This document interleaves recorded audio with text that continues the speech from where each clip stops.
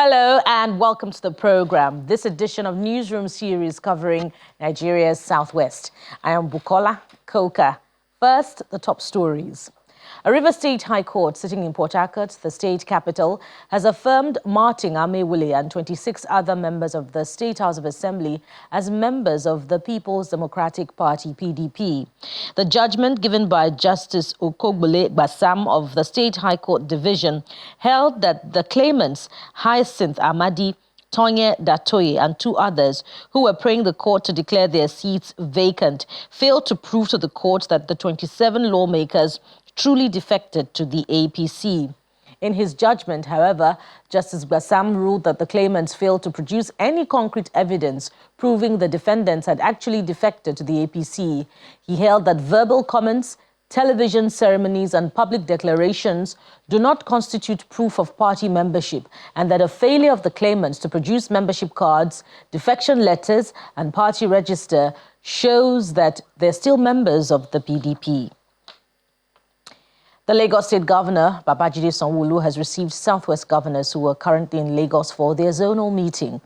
Governor Sanwo-Olu, accompanied by his deputy Kadri Hamzat, received Governors Lucky Ayedatiwa of Ondo, Dapo Abiodun of Ogun State, Seyi Makinde of Oyo, Ademola Adeleke of Osun, and Biodun Yebanji of Ekiti State at the Lagos House, Ikeja. The meeting by the Southwest Governors Forum is expected to address issues affecting the zone, the new national minimum wage, and Nigeria as a whole. The Southwest Governors Forum is the umbrella body for all the 6 governors in the geopolitical zone. The closed-door meeting, which started around 12 noon, is currently ongoing at Governor Sanwo-Olu's office at the Lagos House, Ikeja, with all the 6 governors in attendance.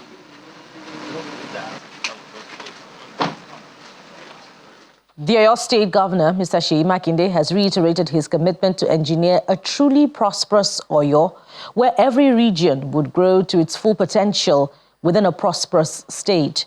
Governor Makinde made the promise in his office in Ibadan, where he hosted the leadership and members of the Nigerian Guild of Editors, who came to the state for a media tour to assess projects under the Makinde administration in the last 5 years. Governor Seyi Makinde and some of his cabinet members received the editors' delegation at the executive chambers of the governor's office, Secretariat, Ibadan. While he acknowledges that he has a competent team who has made all achievements possible, the governor asks the media to give a critical appraisal of all they would see, with a view to giving criticism and corrections where need be, as no progress would be made without constant reality checks. When I came in 2019, we developed a roadmap for accelerated development of Oyo State, 2019 to 2023. When we were given the opportunity to come back in 2023, we also developed now a roadmap for sustainable development of Oyo State, 2023 to 2027. And I give you the assurance that before I leave in 2027, we will also have another roadmap. The first stop for government delegation and the Guild of Editors is the 11 megawatt solar and gas independent power project. The Commissioner for Energy, Seun Ashamu, briefed the visitors on the progress. The distribution network will be able to move to pass energy around the capital. This is the first, and the intent is that we also have others replicated in other parts of the state as well.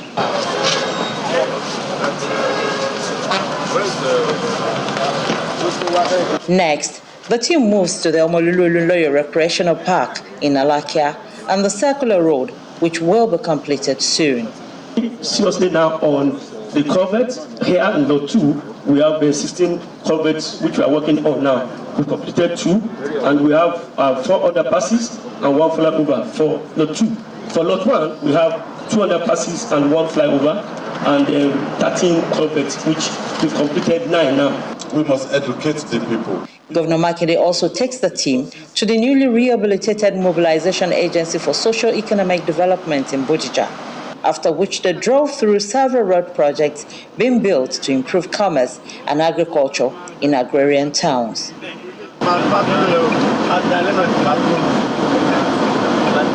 The last port of call was the Fashola Agribusiness Estate, which houses the hub for agriculture production and the value chain in the state.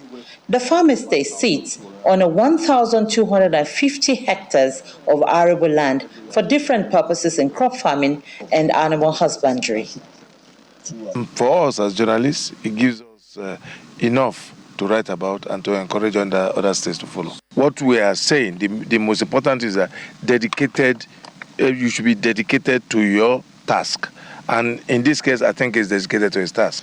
The visit ends with a reception at the Fashola Agri Hub for editors who traveled from different parts of the country to see the last 35 years of work being done in Oyo State. Bukola Uriu. And to Ondo State, where gunmen have kidnapped passengers traveling to, well, away from that now, some touts in another security story. Some touts have stormed the major streets of Akure, the Ondo State capital, to protest against the brutality of the operatives of the Economic and Financial Crimes Commission, EFCC. The EFCC operatives had in the early hours of Saturday stormed 2 nightclubs in Akure, arresting 127 youths whom they alleged to be internet fraudsters. According to the youths, the EFCC operatives molested the youths, arrested some, and damaged properties. The youths, armed with placards to express their grievances, called for justice for their friends. In the meantime, the Commissioner for Youths and Sports Development, Ondo State, Mr. Saka Ogunleye, appeals to them to remain calm, saying the government is working towards resolving the matter.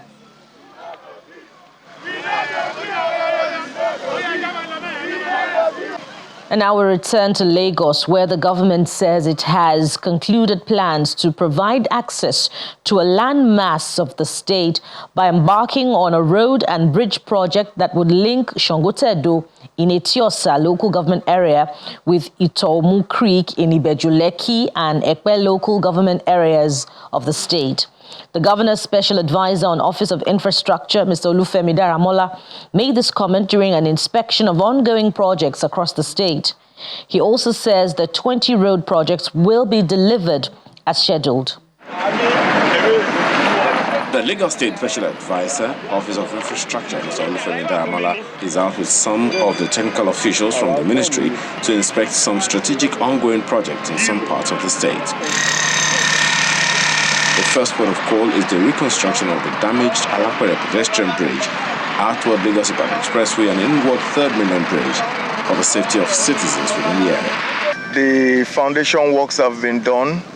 The elements for the beams are all being set off-site. Precast elements are all being set off-site, and we are having good progress on it. The headroom will be improved, and in another couple of months, another 2-3 months, I'm sure that project will be completed. Ikoyi area of Lagos Island is the next stop, where he moves around the axis to see the progress of the network of roads at Oyinkan Abayomi, McPherson, Labere, and other adjoining streets. We have Ilabere, maybe about 50%, the Inupa, and the other roads, they're good percentage progress, about 70, 80, they're about pavements in place, but we still have other works to go with it. And we are achieving good mileage. At the end of that exercise, it will still be in line with our regeneration of those areas. You'll find out that some set of roads were done in Ikoyi previously, and this set again will add more connectivity, but the progress of work there is very commendable. The journey continues from Ikoyi Link Bridge to Lekki area to inspect the Lekki-Ekpe Phase 2 Expressway project down to Mayogun, connecting the coastal road construction. Omo Creek is also one of the strategic projects ongoing by the administration of Governor Babajide Sanwo-Olu, with 600 meters of bridge to link Shangotedo in the Etiosa local government area, all still in the works. It's a road that has a total of about 5 kilometers with about 600 meters bridge, about 1.1 kilometers from the Lekki-Ekpe Expressway. What we've witnessed today is really good progress. There's been a lot of soil reclamation, right-of-way acquisition, And you can see, as evidence, the contractor is on ground. A lot of soil replacement has gone on. We've been able to get to the abutment points where the bridge works will start. A lot of soil investigation is going on, and the progress is very commendable. And with the way it is, we'll see much more progress in recent times. The state government says all the ongoing 20 road projects across various divisions of the state will be delivered before the end of Governor Sanwo-Olu's tenure. So our coaster can go this way.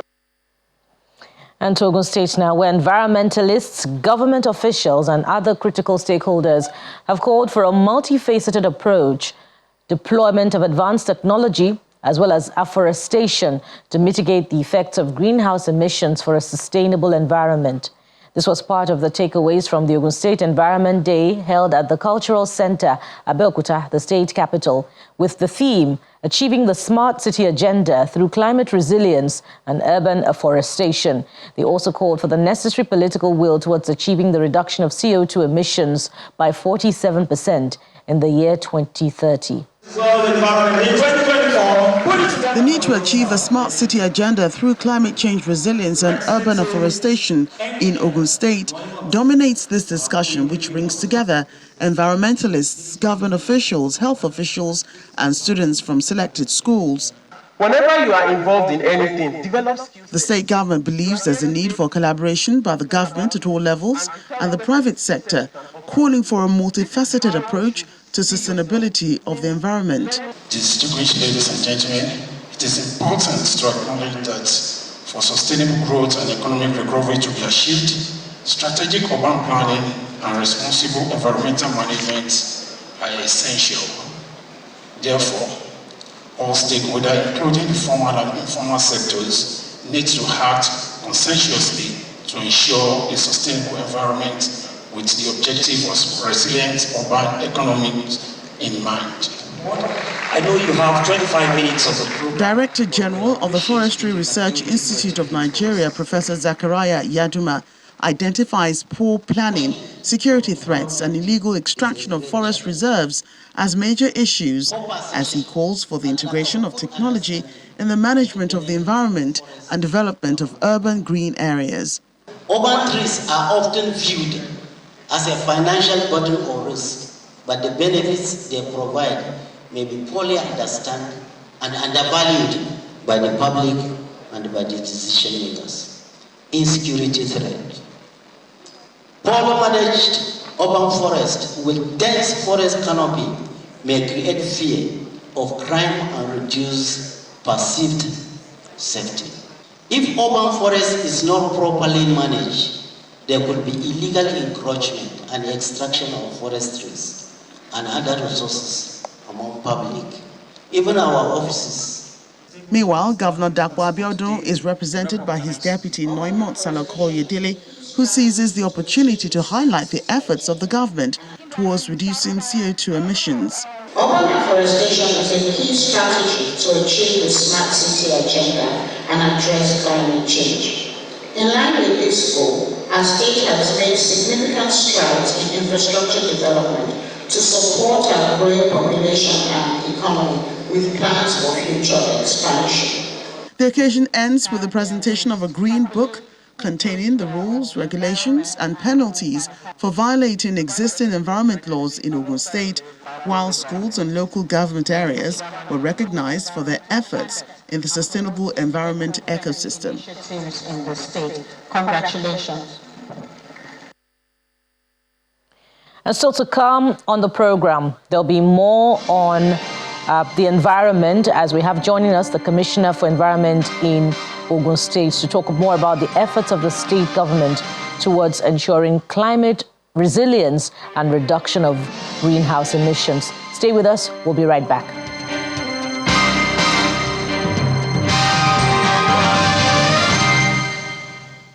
Welcome back. And joining us from Abeokuta, the Ogun State capital, is the Commissioner for Environment, Mr. Olaore Sonya. Good afternoon and welcome to the program. Yeah, good afternoon, and thank you for having me. Thank you for being here.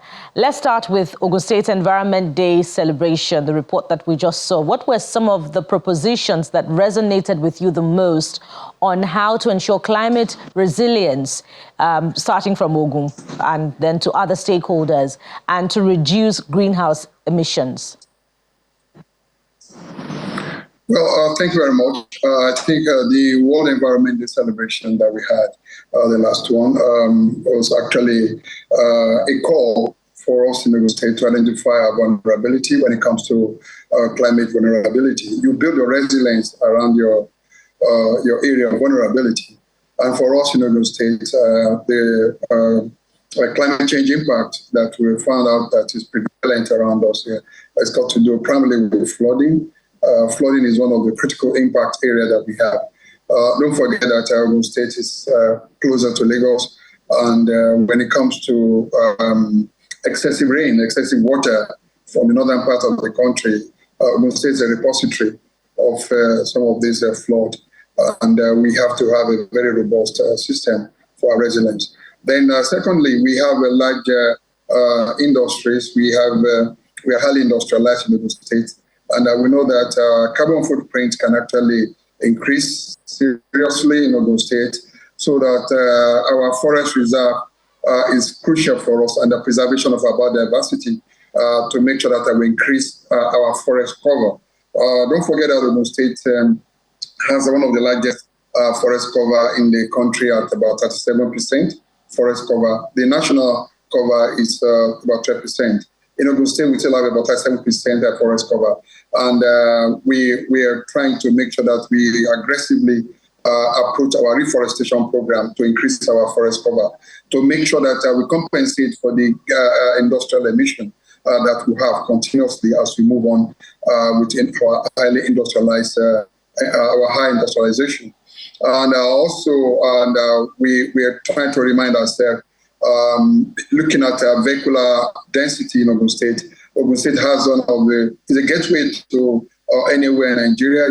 From Lagos, you have to pass through Ogun State, and we have a very high road network. So gaseous emission from vehicular emission is equally very high, and that underscores the importance we placed on the use of CNG buses for all our mass transit buses. In Ogun State, we've converted all our mass transit buses, government-owned mass transit buses, to CNG gas. So it's a call for action for us in Ogun State to know how to really build our resilience around the action to be taken to improve our cities, make our city be smart, and make it to respond quickly to any kind of vulnerability that we are really exposed to.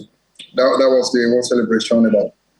So those measures are noted, but more importantly, and holistically as well, the stemming from the book that was launched containing the codes for compliance with environmental laws. How much is contained, there as recommendations for the reduction of CO2 emissions? You noted that Ogun State is one of the most industrialized states in the country, in fact, top 3.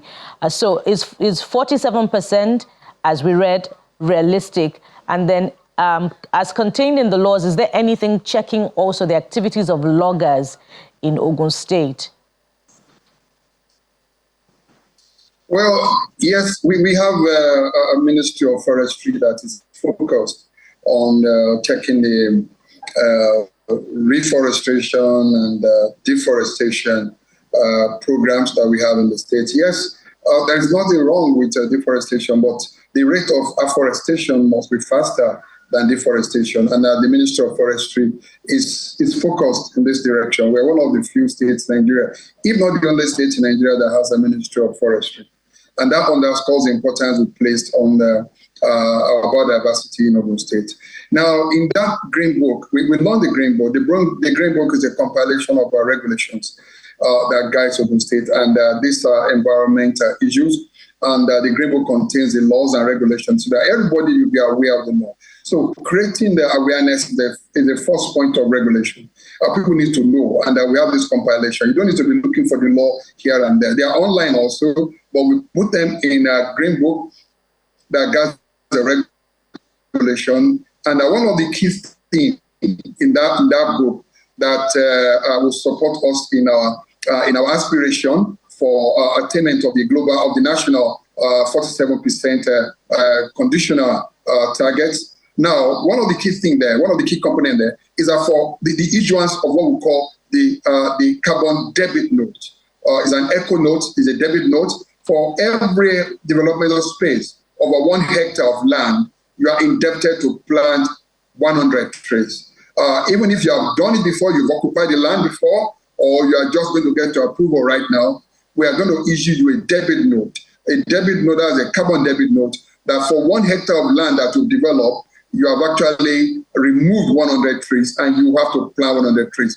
So the Ministry of Environment, Ministry of Physical Planning, and the Ministry of Forestry, we are working together. Ministry of Physical Planning will not issue you your permit unless you clear your debit note or you plan how to clear your debit note. So building approval, you have to think about your carbon debit notes. Then for Forestry Ministry, we have our forest reserve, the Omu Forest Reserve, the Olokeneji Forest Reserve. These are areas where the Ministry of Forestry have areas preserved for people to come and plant the trees, and not just plant and walk away. You plant and nurture for 5 years. You can nurture yourself, or you can pay for nurturing those trees for 5 years. After 5 years of planting, that is when you are free of the debit. So we issue that debit note, and we know that as an industrialist in Ogun State, for every investment that you made in the state, you are indebted to plant 100 trees for every all right, 1 Honorable hectare Commissioner, of land looks good. Looks good on paper, but implementation is key. Let me just slot in one more to manage our time. Perhaps this would be the good time to also ask if the state government has commenced the building of 2,000 drainages, I believe, because Ogun is also one of the states prone to flooding, in building your climate resilience. Yes, the governor, Prince Dr. CON, is not joking about the drainage construction. So he gave approvals, and construction have commenced in most of the areas, most of the communities, and we are running through all our senatorial districts. And most of our people watching the program will confirm to you that operations is going on. And if you notice also, one of the key focal areas for us is the Kara area. And I think that's very close to your premise. If you go around that community right now, people there tell you that work has commenced a long time ago, 3 months ago, or 2 months ago, and we are still there, continue until we dredge to the lagoon. So all over the state, in most of our senatorial districts, work is going on in line with our 2,700 kilometer drainage channels. Work is going on. And there's more to talk about, particularly with the recent incident of flooding along the expressway. Perhaps, on the roadsides, there could be some form of drainage to absorb the water that overflowed on the Lagos-Ibadan expressway. But we hope to have another opportunity with you so that we can explore this conversation further. We'd like to thank you very much, Mr. Olaore Sonya, who is the Honorable Commissioner for Environment in Ogun State. Thank you very much for your time on the program. My pleasure. Thank you for having me. It's been a year of mixed feelings as President Bola Tinubu concludes his first year in office with arguments from politicians in Ekiti State for and against policies that some believe have caused Nigerians a lot of pain, while others are confident that everything will work out for good.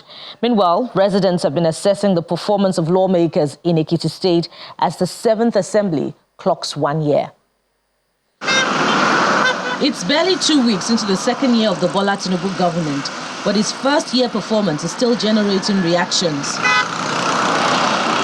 In Ekiti State, a former commissioner for works, Funmi Ogun, who served under the PDP administration of Governor Ayodele Fayose, questions the authenticity of the various social investment programs introduced by the new government, insisting that the impact is not being felt at the grassroots. For the past 1 year, it has been economic crunch, insecurity.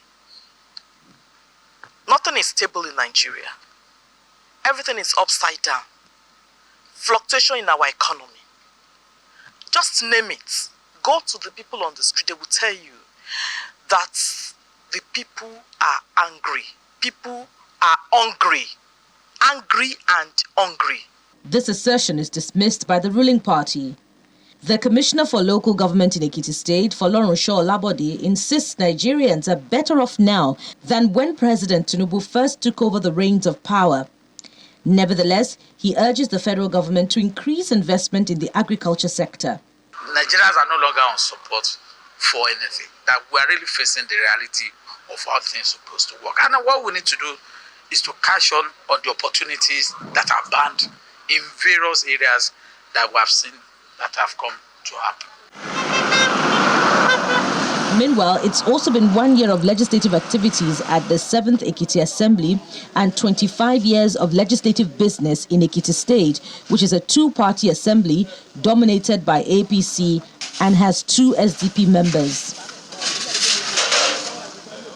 At least 13 bills have been passed by the Assembly in the last 1 year, some of which compel patronage of local artisans and localized raw materials by contractors taking jobs in the state.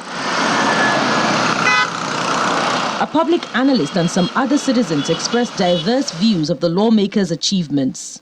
To the best of my knowledge, our legislators have not performed their duties as they are supposed to be. To the best of my knowledge, our assembly look like rubber stamp assembly. To the best of my knowledge, especially the National Assembly, that always pass any bill, anything that comes from the executive without proper scrutiny. People are dying of hunger every day. So our problem now is not the problem of the changing of national anthem, or that's not our problem now. They expect that a lot more will be done at the State Assembly, urging lawmakers to push for more laws that will have direct impact on the lives of the citizens. And that's it on the program. We'll be back again tomorrow. Thank you so much for watching. I am Bukola Koka. Bye for now.